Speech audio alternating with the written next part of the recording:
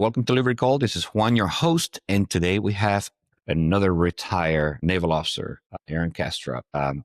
Aaron did how many years did you do, Aaron? 26 years. Yeah. Retired as a lieutenant commander, and now lives in California. So why don't we start, Aaron, by introducing yourself and tell us a little bit about your naval career and your final duty station, things like that. Yeah. Yeah. Thanks, Juan. Thanks for having me on. This is cool. I think I mentioned to you Yeah, earlier brother. on.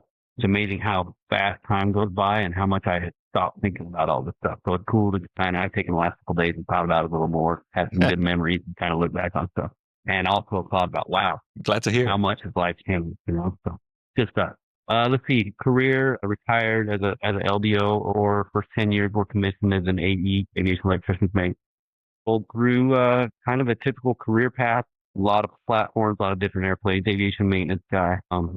And I had a great time, man. I think if I could go back and script it, I wouldn't change a thing, man. Wouldn't change a thing. So really fortunate to have you know, had it go up down the way that it did. Those 10 years in Lipton were gold. And I think it's one of those things where you don't really realize how golden those times are until you're looking back on, and how much they prepared me for doing the stuff I did once I was commissioning. And the commission tour was great, or the commission time was great. It was, I don't know, 4 or 5 tours and a lot of great experiences, a lot of tough things, a lot of hard lessons, good lessons. Um, yeah, so I think that's it in a nutshell. Oh, you mentioned Final Duty Station. I Yeah. finished off at CNAF here in San Diego, which is where I live now. I've had a great opportunity there as well. I know it's a little hard sometimes to hit that twilight tour on shore duty and have that landing spot in the same geolocation. And I got lucky with that, man. And it worked out great. Yeah, I mean, I'm hearing, stories nowadays that there are people doing their highlight tour and they're on a deployment Yeah, and they're only going to have like a month or two before they retire. What a nightmare, it's man. rough, man. My heart goes out to them. Yeah, I can't even imagine having to retire that way. You don't have the time to file your BDD prior to retirement because you already went past the deadline. So yeah, man, I think we can do better than that. Hopefully in the near future, things will change. yeah, that's rough to hear, man. Okay, 26 years, right? LDO.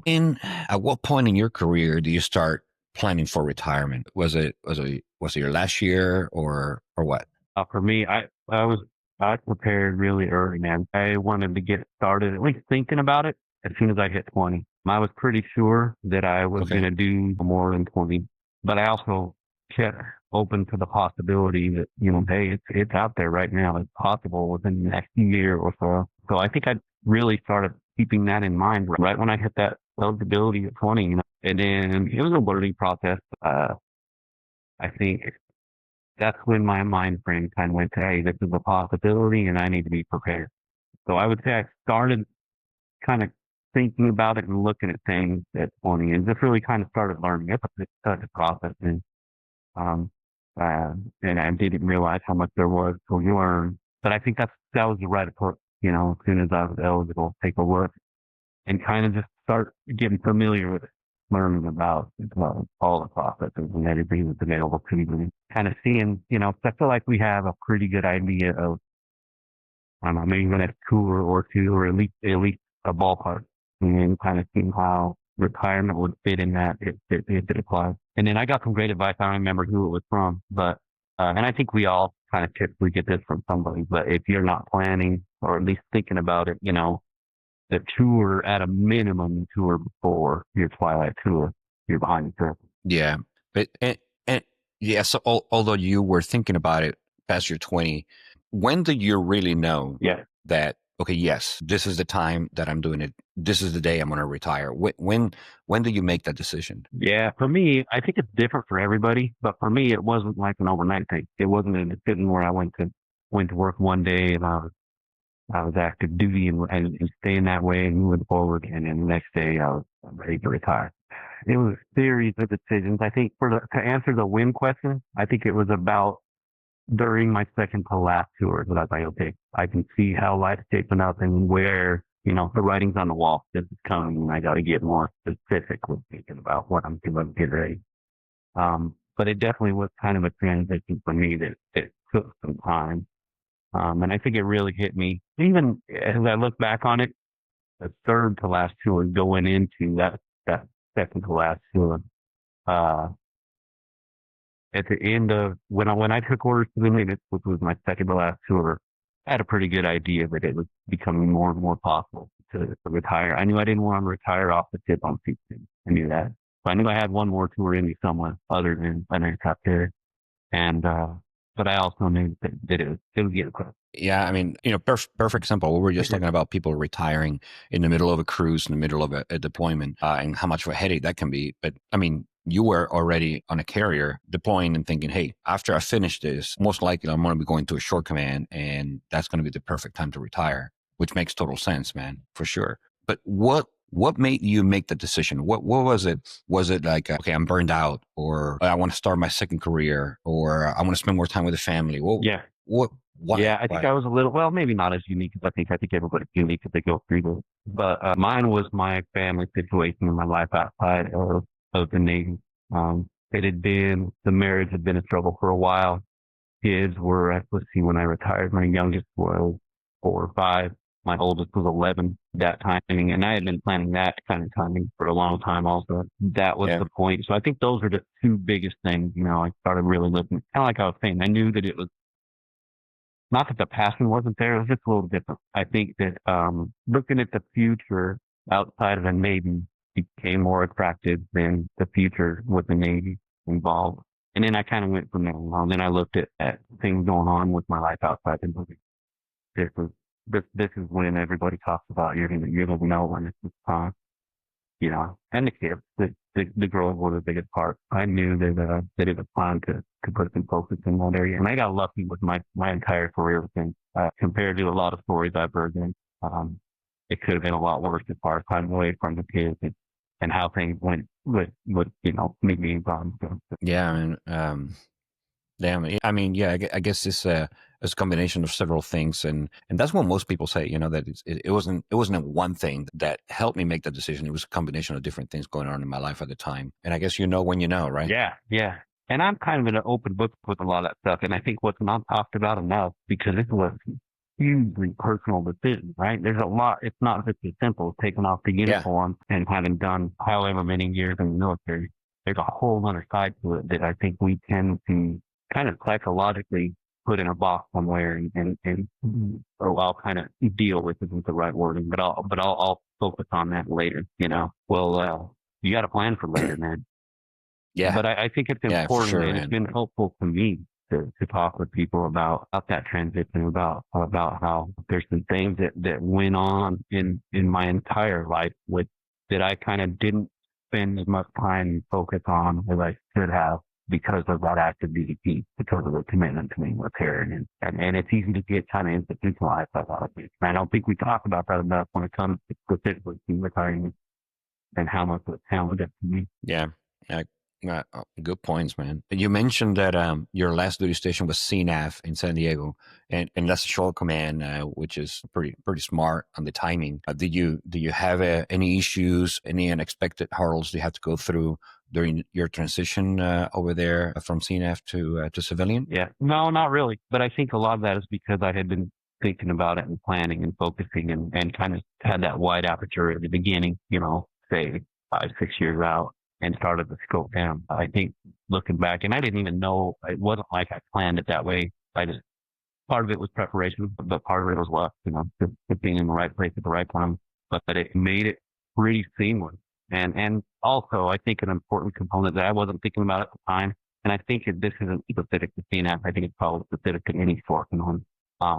This is the way we all try to do it, right? So it's not uncommon because we have people retiring from sports and there's a lot that goes into it, man, that I wasn't prepared for when I was thinking about, all the admin requirements, not just from me, but from the command also. And I think it's a huge help to not be the operational field when you're going through that, not just to make it easier on the individual, but the command's more prepared to kind of work you through the process.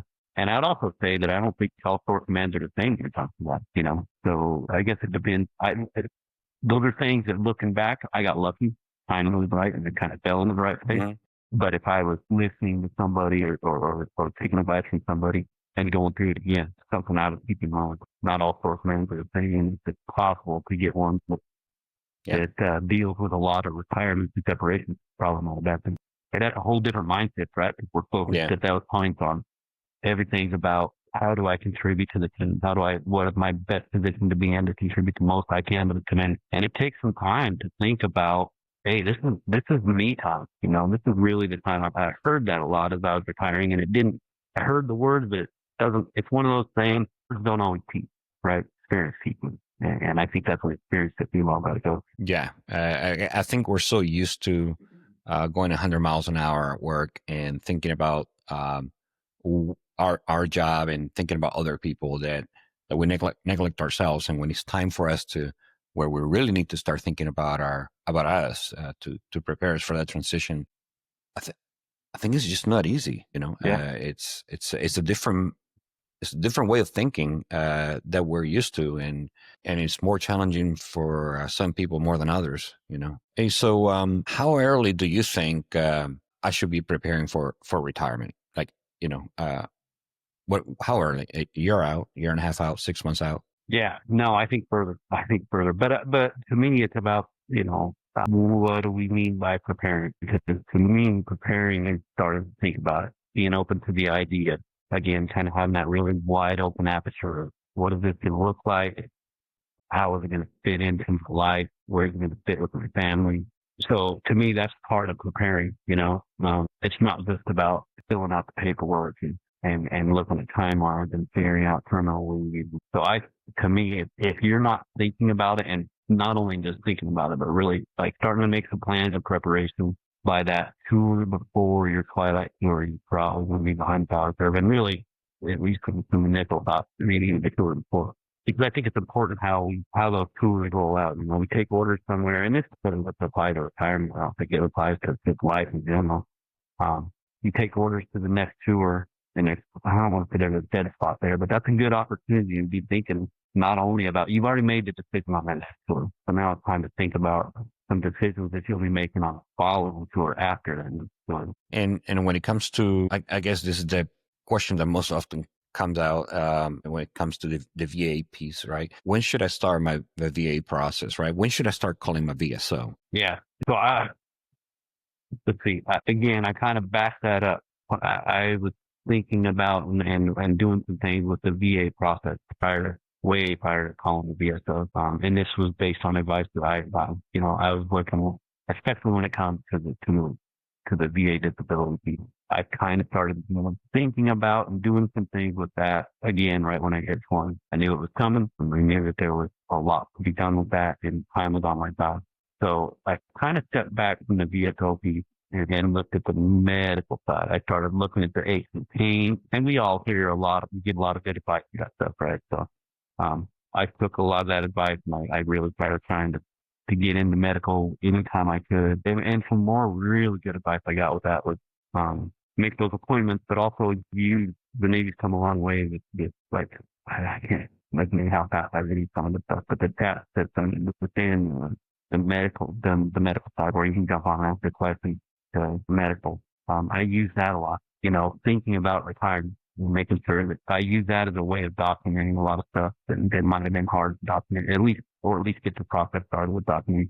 So that's kind of how I started. I looked at the medical piece first. And then as far as when I contacted the VSO, that tour on the Nimitz, that second to last tour, I actually did TAP or TRS or whatever it's called now twice before I left the Nimitz while I was on that sea trip. Again, I got really Wow, lucky. that early, Yeah, yeah? I got really lucky with that. And I was able to do it once out of Bremerton. And then once I was able to jump off the ship for a few days and come down to Miramar and spend a couple of days with it. So I rolled through TAP CRS 3 different times before I retired. And I think that was a huge help because we were, you start immersing yourself in this kind of stuff we're talking about here. And it was probably a little more than I needed, but, that's kind of how we roll most of the time, right? Over prepare. Yeah. Yeah. Yeah. That was my kid. So do you do the claim by yourself, or do you actually get a VSO to do it? VSO all the way, man. And, I'm a huge proponent of DAV. They've been awesome. I've used them again. I use DAV, 3 separate times, 2 for me. And I help my dad as well. He's a vet. Um, and they were in all three of the times were in different geographic locations. Um, got the same service, the same treatment, and those guys and ladies know what they're doing. And yeah, I could recommend getting more strong. So if I'm going to file my BDD, I have a 180-day to 90-day window prior to my actual retirement date. Do you recommend me contacting the VSO that's going to help me put this claim together Yeah. prior to that? And how would Yeah, I? I think so. I think it's worth a call for sure, you know, and you may not get a lot out of that call, but there'll probably be a couple of nuggets in it. They're probably going to, first thing I would think they're going to say is, hey, you're way outside the window, but I think it's worth the time of a call or minimum just to familiarize uh, yourself with the process. I thinking back, I don't think there were any real surprises. It's one of those things where the paperwork can take a long time, the access to the system can take a little time, and there's probably going to be some specifics there that they can help you with. They did with me anyway. And kind of preparing for because I don't want to say you only got one shot at it, but you got to get the most out of those shots when you're actually sitting down with that rest and going over things. And just like anything else, man, the more prepared you are, the better it's going to go. You know? Yeah, and you mentioned surprises. Do you have any surprises after you got your rating? No, And you don't have to share your VA rating. I'm just asking, yeah, no, in I general, got you. do you have any surprises about it, or was it more like what you were expecting? No, I think it was mostly what I was expecting. But again, I had been preparing for it for a long term. You know, I've been looking at it and asking questions, not just of BAB or I'm always asking questions about no matter where I was, you know, came up and they were continue kind of taking notes mentally, I guess. So I don't think there were all, but I feel like I was pretty prepared. But I do think it's important that I wouldn't really categorize it as a surprise, but I think it's kind of important to think about. I remember getting a lot of advice from a lot of different people. You know, a lot of really great advice from everybody. But there was some kind of things with VA a lot, the graded systems and just the way with things that they're operating with uh, policy or whatever or budget or yeah, I guess my point is I got some advice from some dudes that had been out for 10, 15 years. It was great advice, but it didn't necessarily apply at the time anymore, you know. So I think it's important to keep up with kind of the way things are changing. I'm trying to think of a good example. Like when I rolled out, the burn pit stuff wasn't necessarily a thing. It was just becoming a thing. I kind of heard about it. I knew it didn't really apply to my situation, so I wasn't too focused on it. But I think that's a good example, you know, that those old dudes that I was talking to, they didn't have anything necessarily on that. And that's fine. They gave me some really great advice about other things. But I think it's important to be, as we talk to mentors and peers and stuff, to have a kind of a broad range of people we're talking to. Super important to me to talk to somebody that is, you know, 2 to 3 years out, maybe even a year or 3 years out from having retired. And not to say I didn't get stuff from some of those old guys, 'cause, you know, there was some valuable stuff there too. But I guess it's just important to kind of cover the range of people that retire. That's something that just generally talking about retirement has surprised me a bit. Taking, and maybe I'm getting ahead of myself a little bit here with some of the questions.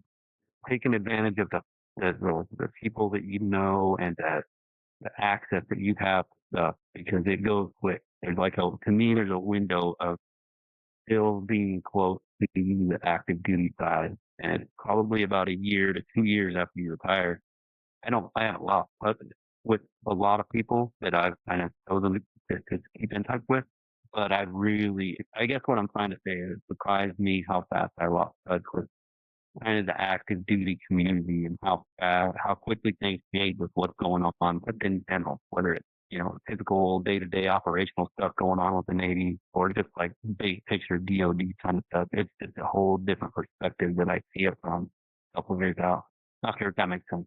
It's like a whole different world. Yeah. Like a whole different world. Yeah. Yeah, I can imagine. And you made some good points. You said several times, talking to different people. For one, in CNAF, it's a great place to actually retire because the majority of the civilians there, right, they're retired military. Yeah.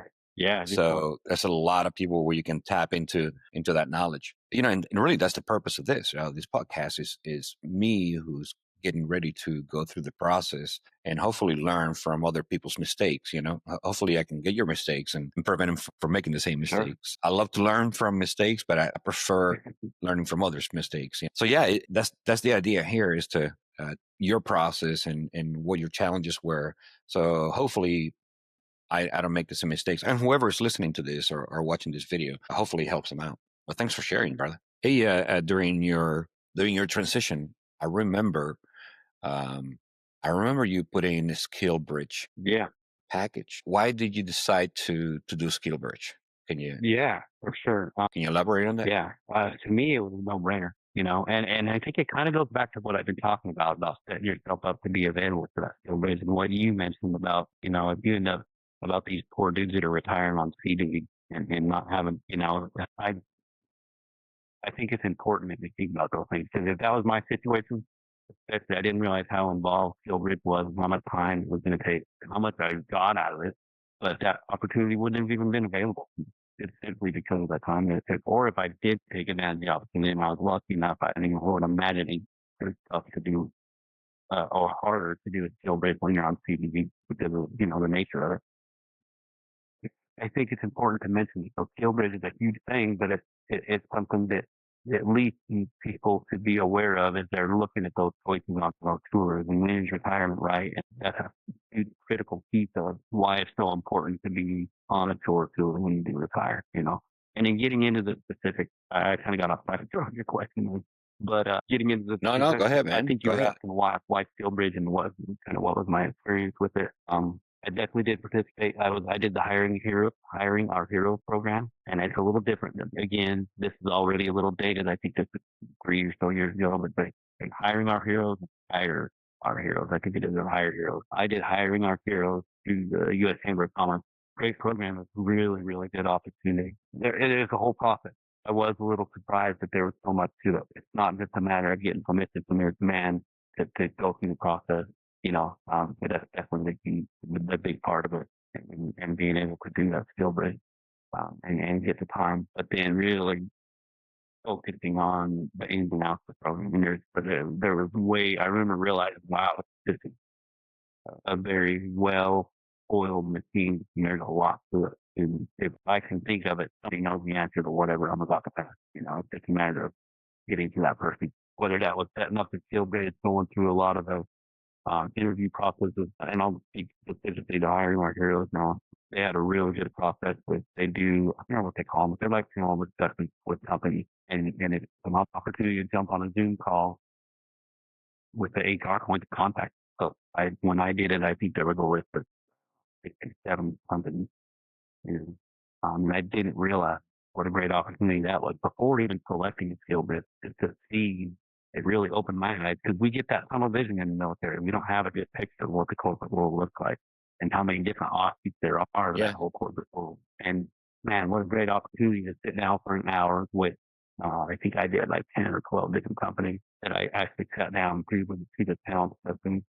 And number one, get points of contact that are directly to the HR of that company. Copy that down. And I can't remember, Mhm. one of them were from the first words out of the mouth were, "Here's my LinkedIn info. Here's my, you know, perfect opportunity to have a direct line to somebody that is in the hiring process at that company." So that was number one. And So did you do? Sorry, go ahead. Go ahead. I was just going to say, and also to see the culture of all the different companies. That's something else I didn't picture, because I pictured coming out of the military, corporate is corporate, and they're all kind of cookie cutter the same. And that's not the case. But as I dug into it and looked more, I could see, like I said, they were listed like 60 or 70, and I was able to just by kind of having some knowledge of some of those companies and what they do and what it would involve, how much do you want to travel, or there's all kinds of things. I already put that list probably, that I knew I didn't even want to really be on those panel discussions with them, and then focus on that other half. I would say I probably cut it in half again, looking at just the culture aspect. For whatever reason, there were a lot of reasons. Maybe I wasn't ready to travel at some. I felt like it was time to stay in one place for a little bit. So that took some of them off the table. And then getting into the culture, it's pretty easy to see kind of how things work. I looking at jumping into a meat grinder situation, to correlate it aviation maintenance, Navy term. Am I looking to jump in on an MMCO or on an aircraft carrier? Am I looking at being a dibble at a tour? And maybe that's what Yeah. you want is that MMCO on aircraft carrier kind of tour or kind of career, And if you do, it gives you a really good offer to look at that stuff. But if that's not what you want, it's also pretty easy to look panel to get an idea of what to get into. So you sat in a lot of these different panels with hiring heroes. Do you actually get to do some work for a company? And if so, which company it was and what kind of work, what kind of role did you play in there? Yeah. So I took an opportunity at Amazon. I did an internship with Amazon, and I worked as a intern for program management for the Ring division, the Ring camera Nice. division. It was cool, man. Yeah, it was great. We did the typical. I can't remember. I think it was 90 days. I think of internship, and it was great exposure, man, from a lot of different angles. I didn't end up working for Amazon for a few reasons. I ended up not being the right choice for me, but I wouldn't have known that without Montreal. And it kind of got back to what I was saying before about there's a little too much of a meat grinder for what I was looking for. A little too busy, a lot of travel. Pay was great, but there's a lot more to that. Yeah. So yeah, I did the internship with a lot of really great points of contact that I still keep in touch with, and it gave me a lot of really good exposure to kind of that transition. And this was also an interesting time because this was right after COVID. So we were just rolling to a lot of the digital side of work. I didn't make a conscious decision to do this again. I'm still in the right place at the right time, but Amazon was a perfect place to get a lot of exposure to working online, remote work, and working through flat channels and just working from home. That was a total new thing. And it gave me a really good opportunity to see how that works and how it could really kind of fit into my lifestyle. That position that you mentioned, I think quite a lot of people who are looking for a job would jump on it in a heartbeat for different reasons. But if you had to pick one, what was the main reason why you chose not to go with Amazon? Yeah, I think that what I already mentioned about being a little bit of a meat grinder, a lot more fast paced than we're Gotcha. looking for. I think we by the time we finished up a career and we put our time in that. I shouldn't say for all, but in my situation, I knew I was going to go with a second career, but I knew I also had a lot of options, and I knew that you know, the money was great. In my case, that wasn't the most important thing. In my case, it was a lot of it was about being in one place and having the time to make sure I was going to be able to do the things that I'd been thinking about post military and be able to do those.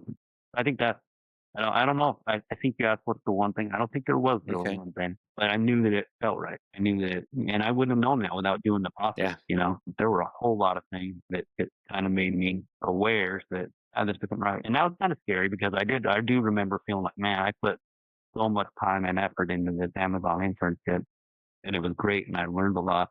But that again was a little bit of that unknown. Okay, if this isn't it, now I've kind of fired that around. And what's next? And now I'm a little scary, but I remember constantly thinking about. Well, remember back, kind of part of that was all those panel discussions. Like there are still a lot of options. I made a lot of contacts with a lot of people, and it ended up kind of working out that way. I can get into that a little bit later if you want. But I had those, plan B, C, and so on. It was pretty easy for me. Okay, Amazon's not the thing. What's next?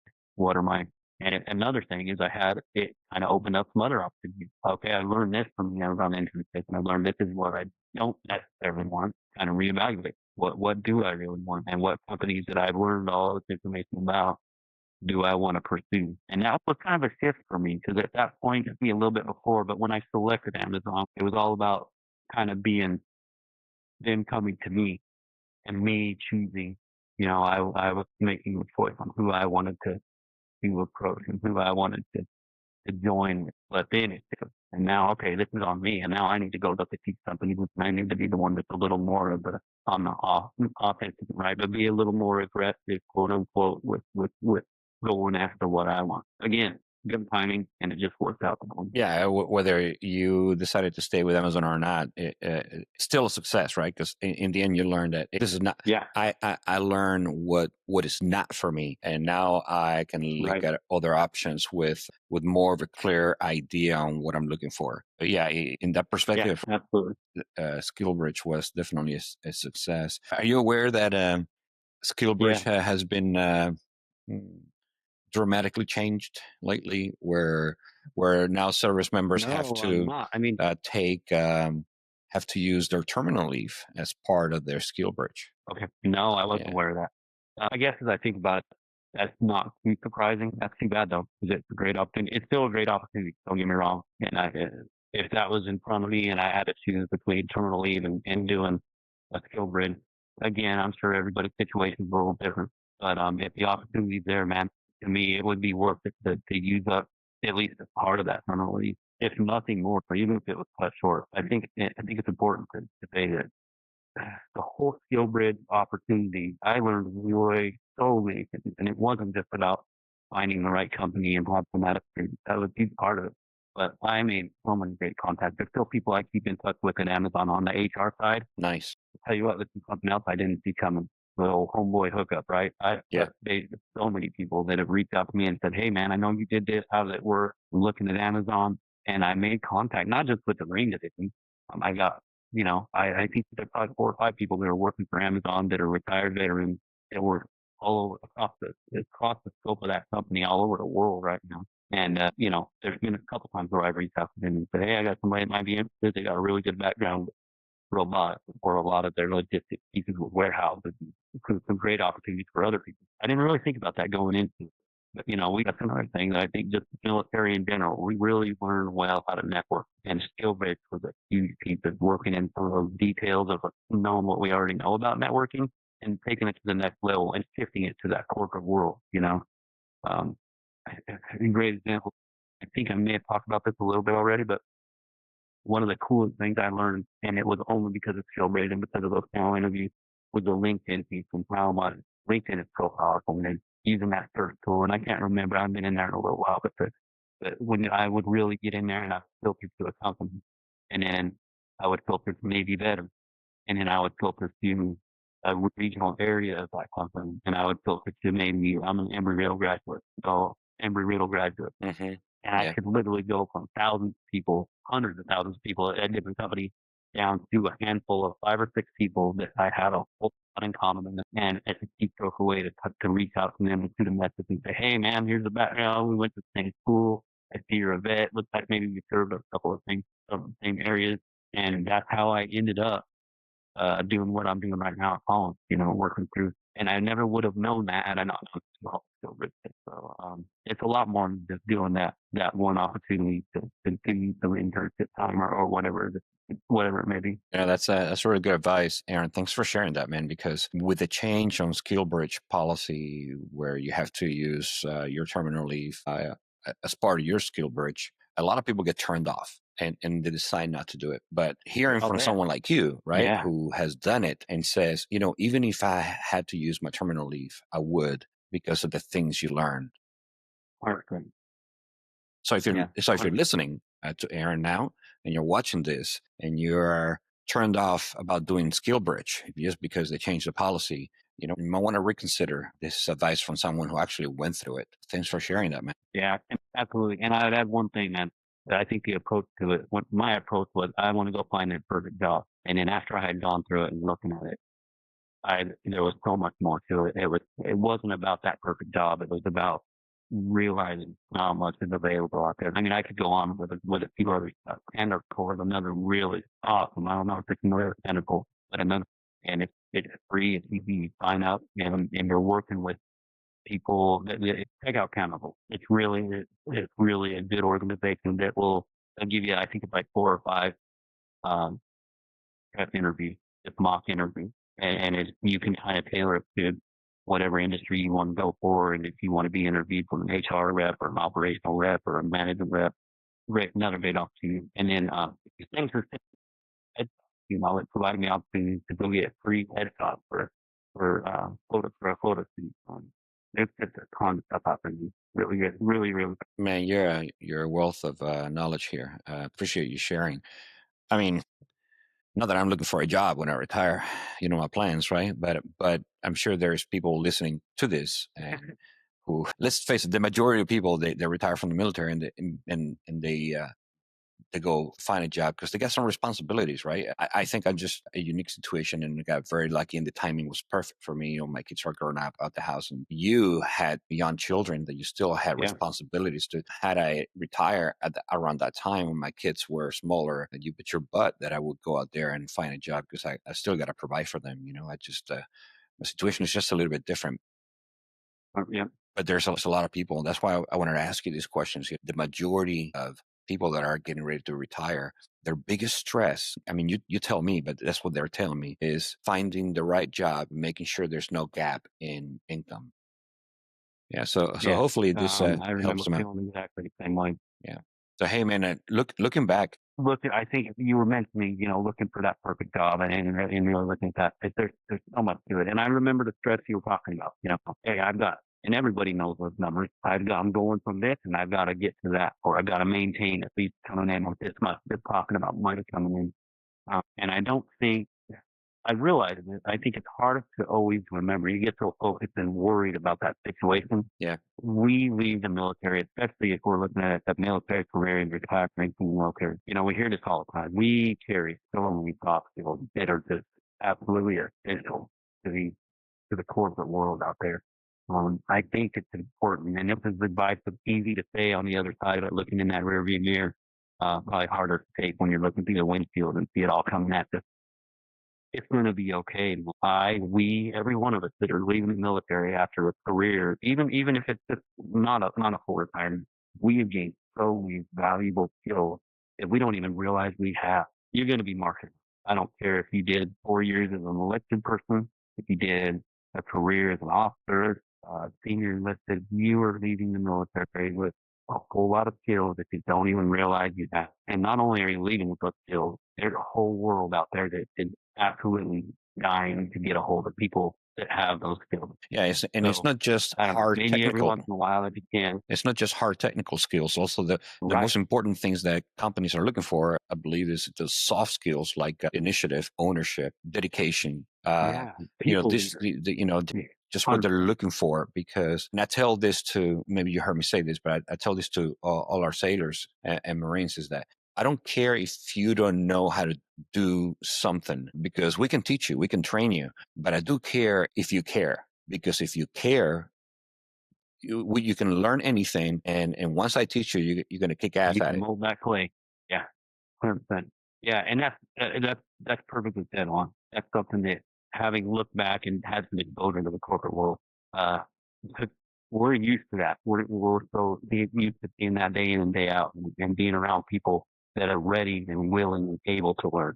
This one blew me away. I remember when I was getting ready for retirement, I'm going through all the interview process and stuff. I can't remember who gave me the piece of advice, but they said, "Aaron, you're just by having the ability to show up on time and ready. Simply be where you're supposed to be when you're supposed to be there, ready to do what you're supposed to do. You've already got, you've already, you're ahead of half the people." And I remember thinking about that. I was like, man, that can't be true. There's no way. Would people survive in this world that way? You know what? It's right, man. It's true. And you get on the other side of it, you look around and it's like, wow. And I think that's where, when I talked to some of these, when I was in uniform and I was talking to old retired dudes, and they were getting kind of melancholy and talking about this piece of retirement and missing the camaraderie and the interpersonal relationships, and that's what they're talking about. And I didn't see it at the time, but I didn't know. We lead with so many skills that are there. So kind of getting back to what you were asking, man, I think my message to people are, try to take a deep breath. It's going to be okay. It's a shitload of stress, but it's going to be okay. You were coming into this way more prepared than at least half of the population on this planet, at least. Yeah, that's awesome, man. Yeah, thanks for sharing that, man. And looking back into the whole process, right? Your retirement process, is there anything that you wish you'd done differently? See here, not Because I'm really, sure it didn't go not really. perfectly, right? I didn't do a ceremony. Okay. It did, yeah, for sure. And I think that's why I took a minute to think about it. And the ceremony comes to mind because I remember feeling kind of a little bit of pressure to do the ceremony. It wasn't for my situation for a lot of reasons. I kind of got into some of the personal stuff that was going Yeah. on. And the ceremony to me is, you hear that a lot. It's for the family. It's about the family. At that point in my life, it wasn't something that I was able to, or really willing or wanted to do. I had other things going on with the family that were much more important. So, and it also freed up a lot. Man. Those ceremonies, I see how much time goes into it, not just for the retiree, but for everybody else. And for me, and again, I know this is personal to every individual, but I think that, so I think, I don't know if that's a regret or not, but I think it's something worth really putting some thought into.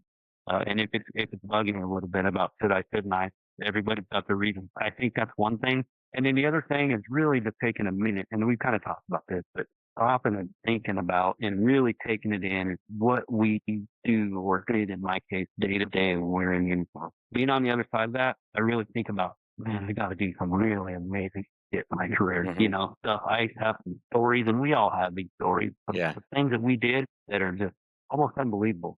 Like you couldn't have written some of these stories. Tell me about it, man. And cry. Yeah. Yeah, I think it's important to try to take a minute while you're still in wearing that uniform. Maybe it's when you throw your ID to that guy at the gate, or when you get stuff at color. Take a minute for that stuff, man, and think about it. Or if you're at somebody else's retirement ceremony, and think about all the blood, sweat, and tears, great times, rough homes. You're gonna miss it. You're gonna A miss lot of it. steak and I don't lobster care who you dinners. are, and I remember hearing that from a bunch of folks. Yeah, yeah. You know what that means. For those of you who don't know, what's the bad news that's coming, man? if you're not in the Navy, if you are deployed and you get served steak and lobster, stand by because you're about to get hit with some bad news. So, that's their way to compensate and get the morale a little bit higher after the bad news. So, steak and lobster, that's bad news. Yeah, I don't want to see steak and lobster in my meal. But that's a good point, man. A lot of people don't do retirement ceremonies for different reasons, right? And I guess you got to figure out what your situation is and make the best call that you can based on your situation. By the way, I'm doing one, and I know you're in San Diego, but if you want to come to New Orleans, you're obviously invited. Bro, consider me there, man. Hell yeah, that's what I'm talking about. Okay, so this is your official invitation. Okay, good. I know you threw that thing out there way early, and I like to see that. Hey, you were planning, right? So that's good. I'm a planner. Right, man. I know you're Brother, we're planners, you and me. Absolutely, yeah, yeah. No, that's good. And I did want to say something else about that. I don't mean to back on retirement, man, because I know I'll be the first to admit that I'm that dude that's at retirement still. I just was at one, I don't know, 3-4 months ago. And I was fighting back a couple tears, man. You see that flag pass talking about Old Glory. I'll tell you what, that's some good shit. That's some really good shit. And there's only a few of us that can relate to that when you start looking at the population of this country. Reveling. And by no means am I saying that retirement ceremony is not important. If it's right for you and if the timing's right and you're able to, absolutely. But it's okay if it's not. I guess that's my point. If the timing's not well right, said. I think you said it perfectly. It's okay if it's not. It is okay. Yeah. And if you're listening to this and you're not in the Navy, because Aaron, a lot of the services don't have these retirement ceremonies. And I've been to a couple of Marine Corps ones, and they were very informal, extremely informal, and nothing ceremonial, nothing. Very, very limited on the ceremonial piece. But the Navy, we do it with all bells and whistles, literally with bells and whistles, literally. Yeah. But yeah, think about it. Think about it. And and I could talk about that forever too, because one more quick thing. If you get the opportunity to take somebody to a Navy retirement that hasn't seen one, especially if they've never been exposed to the Navy, it'll blow them away. Yeah. And that's another thing that we just take for granted sometimes. Yeah. The biggest thing is stay humble. Stay humble. Good stuff, man. But I think that's kind of my personality anyway. And I think kind of to the point I was making, if you're the kind of person that doesn't have that personality necessarily, it's a big jump. It's a huge jump. So I think that's the biggest thing. I think that's the best advice I could give. And it's something else I think about. And I think maybe this is more of an appreciation thing. And I've talked about it a few times, and I know you feel the same way about this, specifically Navy and Navy leadership. But I think it goes across the whole military, man. We are in the business of making good people better people. That's what we do. And to me, that's really what this is all about. I don't care if you fix airplanes, if you're a medical person in the military, or if you're a door kicker, if you're it doesn't matter. That's what is common to all. We make good people better people. Revel in that for a little bit, man, and think about that as you approach life after the military, because that doesn't go away. Yeah, it can't. I don't think. It's not something. It's something that's ingrained in us. And I'm proud to say that that's something that I've carried forward wherever I've gone, and I will, until I'm under the ground, man. I'll carry that with me. And that's probably the biggest thing that I took away from when people ask me that question, what's the biggest thing you got out of the military? That's number one right there. Because it's all about people. And what a great thing to make anybody better at doing whatever they do, at being whoever they are. It's awesome, man. It's great. So, uh, and then just we've all learned Yeah. all the lessons throughout our military lives of how to approach things. Just have faith in that we already know how to deal with things. And what a great opportunity it is to be able to, it's a good thing to be able to know it and not have to do it or not have to say it or not have to OD it. I think of a math teacher that gave me some really good advice, math teacher, and it was simple, but I've carried it forward. And this was in the early enlisted days, man. He said, it's something to always be heard, but you don't always have to be right. And there's a lot of value in not always being right, and that takes some practice to be able to, and specifically when it comes to retiring from the military or transitioning into civilian life, to be able to kind of see 17 steps ahead sometimes and see where the situation is going to take us. But maybe it's not the best thing Yeah. to speak up. That's something that's hard to do when you've Yeah. had decades of speaking up. And it's a great All spot to right, be great in. That's advice, all I'm man. going to say. And it's been a pleasure, man, catching up with you again. And thank you for all that advice. And I know I learned quite a lot. And hopefully this helps others that are getting ready to make the transition. But before I got some rapid fire questions. The idea here is that you give me some quick answers, right, just to see what comes out of Aaron's mind when I ask those questions. Okay. All right. Let's do Yeah. this. All right. All right, let's do it. What was your favorite duty station? Oh, that one's easy. This is gonna surprise people. Tinker. Tinker Air Force Wow, Base. an Air Force base, not Patriotic. a Navy base. Golden tour, man. Yeah, yeah, great tour. But I will say also, and I know this is rapid fire, but I got to say this: favorite command, because I think that's a different question to me. Uh, HFC 23, man. Kilos in the expeditionary world. HFC 23 was golden, and it goes back to those people. Best leadership I ever worked for. Best general people at a command I ever worked for. Man, it was one giant family. Really, and something else. I didn't touch on this, but I wanted to. We always hear that being an E5 is Yeah, the best role because limited responsibility, but a lot of exposure to cool stuff. I gotta say, as an LDO, as a prior LDO, I disagree, man. Being an O2E, O3E LDO, it doesn't get better, man. You can walk out of the skipper's door and rock right down to the deck plate and be both sitting with the most junior, newest guy in the command and really connect and relate to both of them within very true. 15 minutes of each other. All very true. And that's what HFC 23 was all I about. like it too. I enjoy my time in Expeditionary Helos. Actually, some of the best times, some of my worst time in the Expeditionary Helo. So, Yeah. all right. Okay, so dress whites or NWUs? Dress white. Dress white. They're a pain in the ass, but Yeah, those man, they're chokers so are, damn dapper. are sweet. Yep. Your favorite Navy chow? Oh man, pocket chicken, and that's got to come with a story, right? Pocket chicken. Yeah, Rob Layton and I came up with this on the minute. We went down real quick. We were grabbing towel. We both had to go to a watch. We had like 2 minutes to eat a meal, and there was a bag of Doritos and a piece of chicken. Man, passed up that bag of Doritos, threw the chicken in there, stuffed it in the pocket, went to our watch, and just kind of munched on it later. If you That's haven't awesome. had it, I man, you never gotta had try it. that. I thought you were going to say steak and lobster, but yeah. I don't want to see the steak and lobster. Yeah, man, I'll take pocket chicken Yeah. over steak and lobster any day. All right, best port visit. Oh man, so many good ones. I did a port visit to Puerto Vallarta off of the Ann Bib. I can't remember what ship it was. I think it was a tow, and man, it was just good times from start to finish. It was awesome. Back to the people I was with, but a lot of great times, man. A lot of stories that I definitely will not tell on this podcast. But Puerto some Vallarta, really, really good Mexico. times. I've been there. It's a good time for sure. If you haven't been there, Yeah, you gotta make your way there. All right. yeah. And again, that was that time frame of Yeah. 02 LDO, man. Great time. Great time.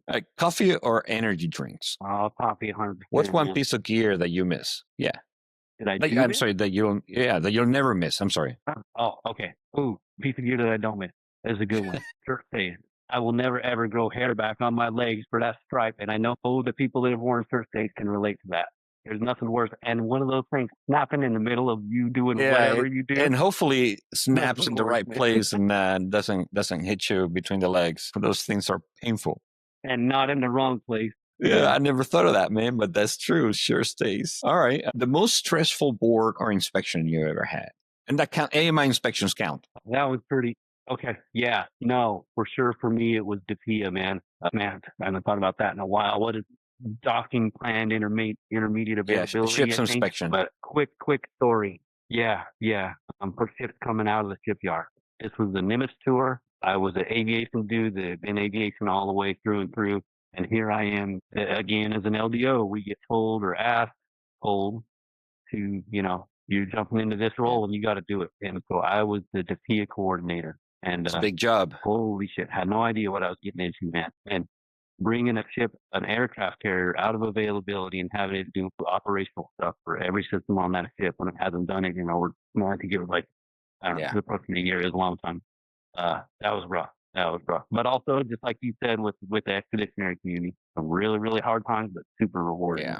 Not a lot of people get to experience that. Yeah, that's a big inspection. All right. One word to describe your last deployment. COVID. That's easy. It's not really a word, I guess. It's more of an action. And yeah, man, first deployment out. Well, I guess technically the second carrier out was the Nimitz during COVID.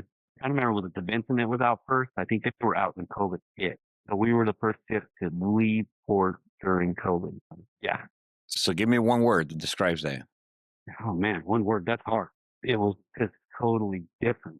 I can't think of one word to put it in, but you prepare for deployment and COVID made it completely different. Everything Yeah, was it turned was upside down. definitely a chaotic time for if you were in the Navy. Definitely. All right, what's a horror story, a PCS horror story you may have? This is not a rapid fire, but Just I want to hear it. Yeah. Yeah, it's kind of hard to not have a quick story on this one. I took a command phone from AMD Sigonella. I was getting on the airplane. I got on the airplane with my command cell phone and flew back to the States with it. And that doesn't seem like too big a deal, but it was a pain in the ass, man. There was a lot of issues. Just being overseas in general, man, and something simple like that, like taking a phone from Europe Yeah, it was a big deal, and it took weeks to straighten that out, and way too many senior people. yeah. So Aaron, what's next for you, man? I'm already into what's next for me. I've been in it for a year or so now. Second career, doing my thing. Couldn't be happier, man. And I knew that. I knew I wasn't the dude. I know there are a lot of people that probably more like you. You're going to be retiring and chilling and doing a lot of really cool stuff, which is perfect, man. It's great. But that wasn't my story. That's not my story. I'm in the middle of that. Well, not in the middle, but got a good start on my second career, raising these girls and living life, man. And couldn't be happier. I'm gonna be doing this for a while longer to get the girls out of here, and I got about a little less than a decade of that. So kind of staying in one place and really enjoying getting them off on the right, and couldn't be happier. If you get a chance, come and see me in Thailand, and Nan and I will make some time, and we'll have a spare room, and you can stay. Sounds awesome, man. All right. Hey, Aaron, thank you, man. Thank you for dedicating, what is this, an hour and a half of your time to share your wisdom with me and others. Really, really appreciate it. It's a complete different take. And I think when you ask 100 different people how their transition went, you're going to get 100 different answers. And because there's not one solid answer for everybody. Everyone's going to have a different answer. So again, the more exposure we get by talking to folks like you that went through that transition, but the easier I think it's going to be for us as we're making that transition. So thanks for sharing that, Aaron. I appreciate you, and for the rest of you, we'll see you on the next podcast. It's also going to be a good one.